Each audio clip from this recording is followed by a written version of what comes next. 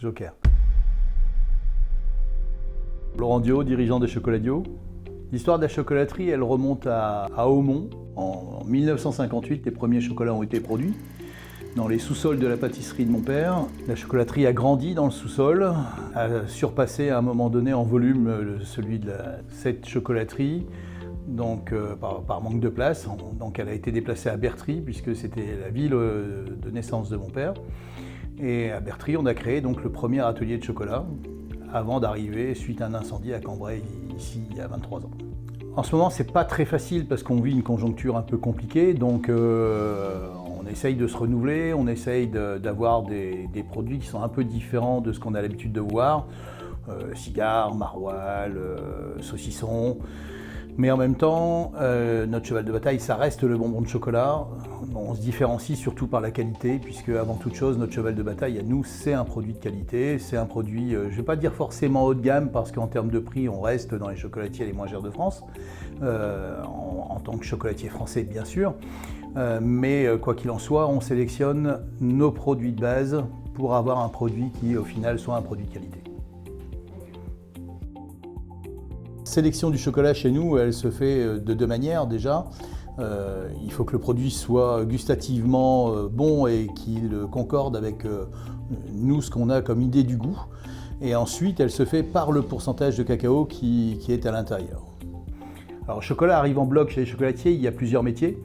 Il y a celui qui va travailler la fève jusqu'à la couverture, c'est-à-dire ce que vous voyez à l'extérieur du chocolat.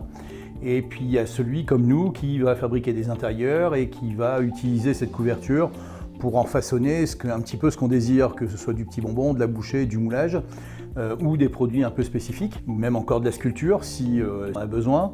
Donc nous on fait ce deuxième métier, donc le chocolat chez nous arrive ou en pallet ou en bloc, qu'on fait fondre et qu'on va travailler. Pour fabriquer le chocolat, on a donc une partie qui est un peu plus moderne qu'une autre, puisqu'on a une machine qui est à découpe à ultrasons, par exemple, qui est une guitare électrique, puisque normalement on découpe à la guitare.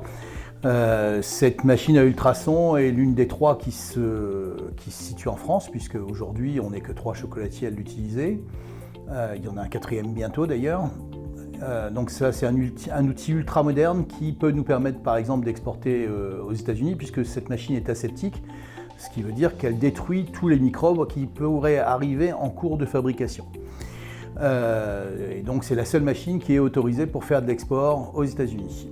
Ensuite, on va bien entendu utiliser les méthodes ancestrales, nos méthodes artisanales habituelles, c'est-à-dire qu'on fabrique tous nos moulages à la main.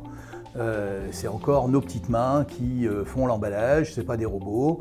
Il y a ici à peu près en fabrication 16 personnes qui vont donc aller de la création de base de notre intérieur praliné ou ganache jusqu'au produit fini ou au moulage avec les décors qui sont faits à la main au pinceau pour arriver à ce que vous retrouvez dans nos magasins.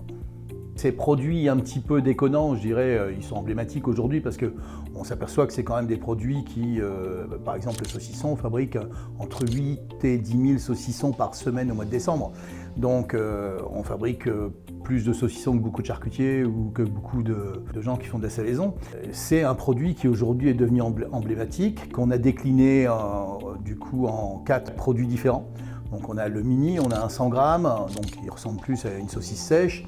On a un 200 grammes et un 300 grammes parce que ces produits nous ont été demandés justement dans des formes différentes. Ensuite, on a fabriqué et copié plusieurs fromages, le camembert, le maroilles, donc on copie ces AOC avec du chocolat, et ce qui nous permet de faire une assiette ou un plat en vitrine de présentation avec des produits régionaux mais uniquement en chocolat.